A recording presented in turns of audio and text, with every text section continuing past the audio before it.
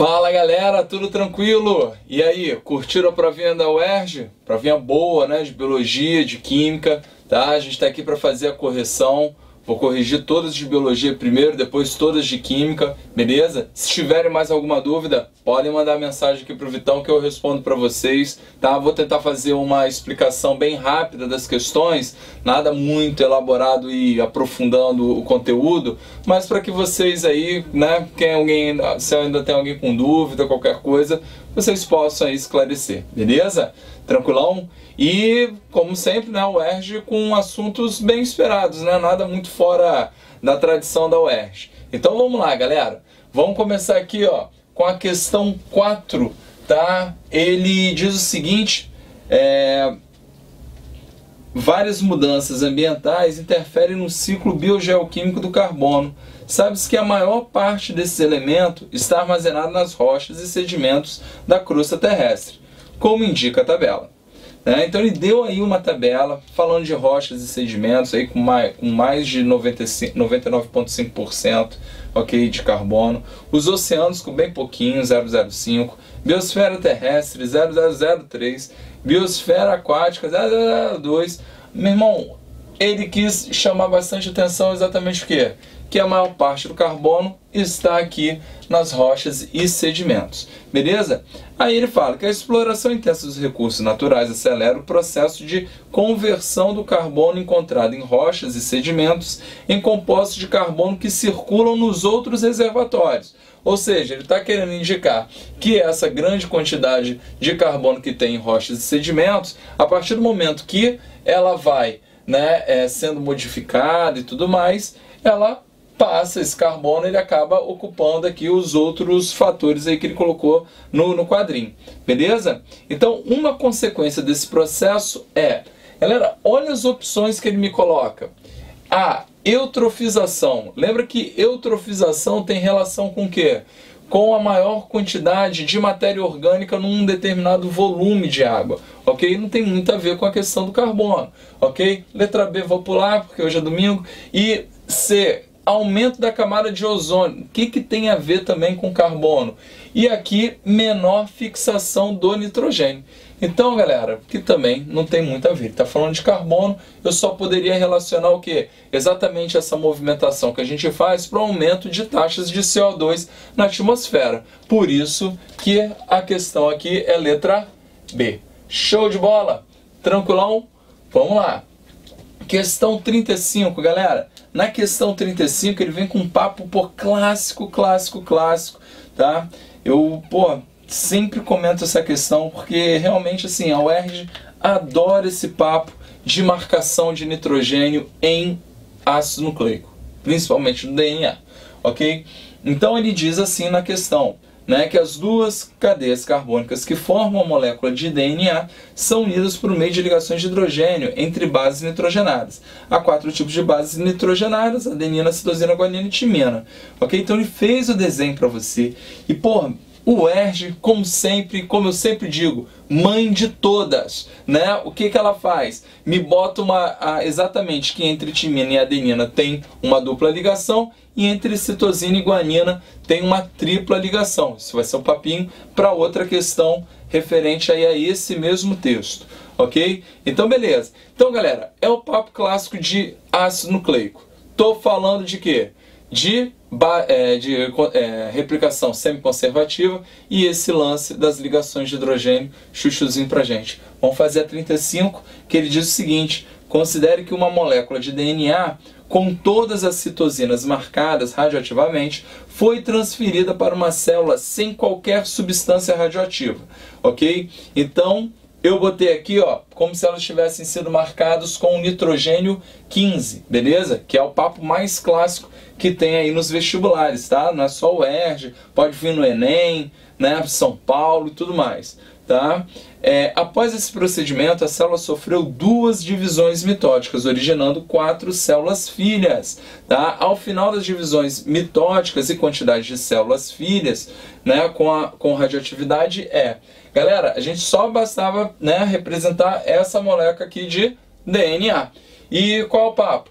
Usando aí a ideia, né, da semiconservação, repare que após a primeira, né, mitose, ok? A gente tem a replicação, ó, e o que aconteceu? Mantive a fita mãe e a nova fita filha sem radioatividade. Caracterizei o nitrogênio 14. Então, ó, na primeira eu tenho as duas ainda que estão marcadas.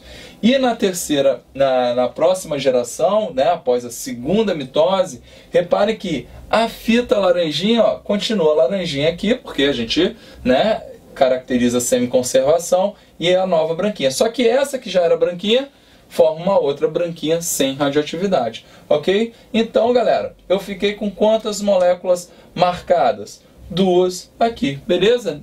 Ele já pediu outras vezes, né, porcentagem e tudo mais, nem foi o papo, era só dizer que tinham exatamente essas duas moléculas aí. Letra B também. Show de bola?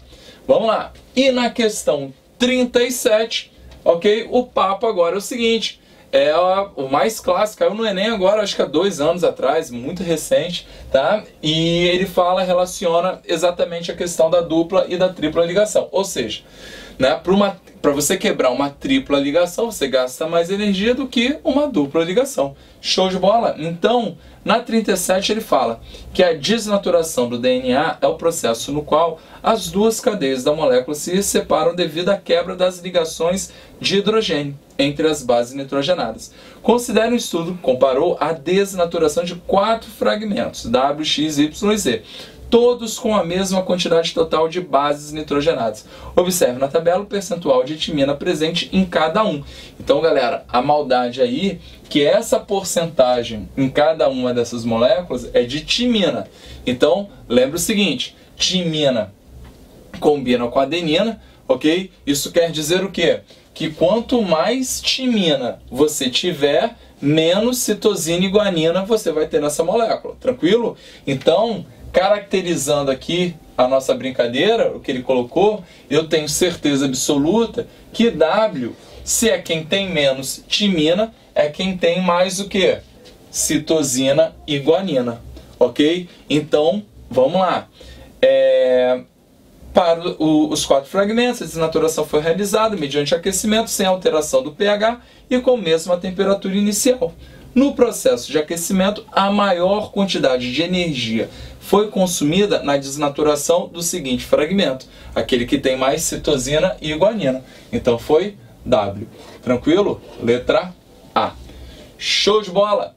E a gente tem aqui agora na questão 41 uma questãozinha falando de evolução, também é questão bem tranquila, porque ele fala o seguinte, ó, determinado processo presente em todos os seres vivos não foi explicado pela teoria evolutiva de Charles Darwin, tendo sido esclarecido mais tarde pelas contribuições da teoria sintética da evolução. Esse processo é denominado, galera, lembra que Darwin não trabalhou com genética, né? Porque não sabia ainda, não tinha, né, os conhecimentos que a gente tem hoje de genética. Então, ó, teoria sintética da evolução, a gente caracteriza exatamente o que? A entrada dos conceitos da genética, né? A gente fala de mutação, a gente fala de recombinação, caracterizando aí a troca de genes, né? Não é isso? Lá na formação de gametas e tudo mais, né? Crossing over, pô, um monte de coisa maneira, tá? E a seleção natural, que obviamente vem ainda de Darwin, mas a gente coloca também, introduz o papo da genética aí nessa jogada. Então, ó, das opções, ele diz o seguinte, que esse processo é denominado, né, não pode ser especiação, isso aqui está relacionado à formação de espécies, ok? Diversificação, né, não é a questão, seleção natural ele já tinha o conhecimento, mas ele não soube explicar aqui, ó, a hereditariedade. Beleza pura? Então ficou letra D. Show? Então vamos lá para próxima questão. Na questão 43, galera, o cara diz o seguinte, que em situações de perigo, o sistema nervoso autônomo simpático produz uma série de alterações fisiológicas importantes para o corpo humano. Essa resposta do organismo é chamada de reação de luta ou fuga e provoca a liberação de adrenalina na corrente sanguínea. A liberação desse hormônio resulta na redução do seguinte processo vital. Então, galera, o cara está falando de um papo que eu, sinceramente, né, diria que seria a questão mais complicadinha aí da prova da UERJ, tá? Porque ela foge um pouquinho do sistema nervoso, não é muito comum cair no exame de qualificação, mas nada também muito absurdo, né? Já que a adrenalina é um papo que a gente realmente relaciona muito e nos outros vestibulares é bastante cobrado. Então lembre o seguinte, que a adrenalina, né, ela realmente vai ter o pico aí, né, nesse momento aí de susto, né, um momento de perigo que você está passando, e as alterações são exatamente nesse sentido, de te facilitar exatamente o que é? Que você, dê no pé. Tá? Então, em relação à pupila, por exemplo, a gente diz que ela dilata, ok? Qual a ideia da dilatação? Dilatar a pupila para aumentar o campo visual. A glicogenólise, né, que é a quebra do glicogênio, ela vai o quê? Ela vai aumentar. Por quê, galera? Qual é o papo? Né? Você precisa de combustível para exatamente o quê? Produzir energia. E junto com as vias aéreas, que também vão dilatar, por que dilatam? Porque aí você tem mais oxigênio. Olha a combinação perfeita para você produzir energia, galera. Muita glicose e muito oxigênio. E peristaltismo, que é o que ele está relacionando na questão. Galera, qual é a ideia do peristaltismo intestinal?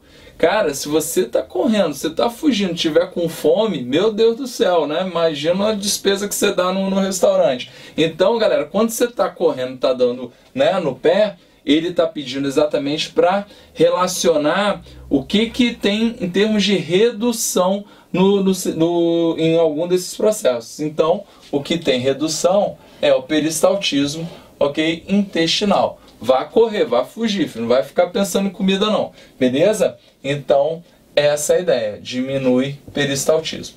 Show de bola?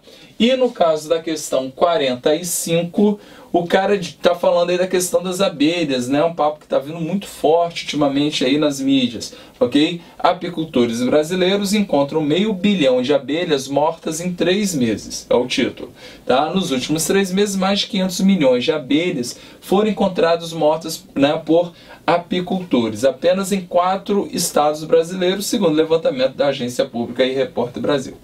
Alguns ecossistemas são gravemente afetados por desequilíbrios, como o relato da reportagem.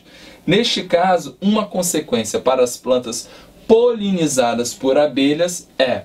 Galera, na letra A, repara o seguinte, ele botou diminui necessidade de água, tem nada a ver, né? A B poderia rolar uma confusão na mente da galera, mas lembra o seguinte, ele botou menor dispersão de sementes. Lembra que semente é produto, ok, da fecundação, da reprodução das plantinhas. Show? E na C ele está falando da variabilidade genética, e aí que está o papo. Por quê? As abelhas, elas atuam nesse processo. Ó. Eu normalmente quando dou reprodução de angiosperma, eu divido em 3 fases, tá? E a primeira fase é exatamente o que? A polinização, que a gente está caracterizando como o transporte do grão de pólen, ok? Aqui da antera até o estigma, né, do pistilo ou carpelo, beleza? Então, essa transferência de gametas, ok? A gente depois tem aqui, ó, crescimento do tubo polínico, ok? Carrega os gametas masculinos e aí você tem a fecundação da oosfera, que é o gameta feminino, tá? Que aí sim depois caracteriza a formação das sementes, beleza? Então, as abelhas, elas participam diretamente nesse processo. Então elas vão voar, vão catar lá o néctar, né, de uma florzinha, vai voar, vai bater numa outra flor, então se lambuza do grão de pólen e acaba fazendo esse transporte e caracterizando reprodução cruzada. Tá? Lembra que a grande vantagem das angiospermas, né, uma flor bonitona, uma flor cheia de atrativos, exatamente para atrair esses polinizadores e estimular a reprodução cruzada, ok? As plantas, elas possuem inúmeras formas para evitar a autofecundação. Show de bola? Então ficou, de fato, a letra C. Beleza, galera? Então fechamos aí a nossa provinha de biologia. Quero lembrar vocês, hein? Daqui a 2 semanas já iniciamos o nosso projeto para Médio UERJ, ok? Com biologia química específica, beleza? E redação com o Thiago Valadares, ok? Em Niterói, e com o Rodrigo em Ipanema, tá? Trabalhando no sentido de redação UERJ, ok? Focada, tá? Não cai naquele papo que redação Enem dá para adaptar para a UERJ, porque não tem. Então o GEM vai fazer uma turma, tá, específica para a redação da UERJ. Isso é muito importante para o preparo de vocês. Show de bola? Vem pro GEM!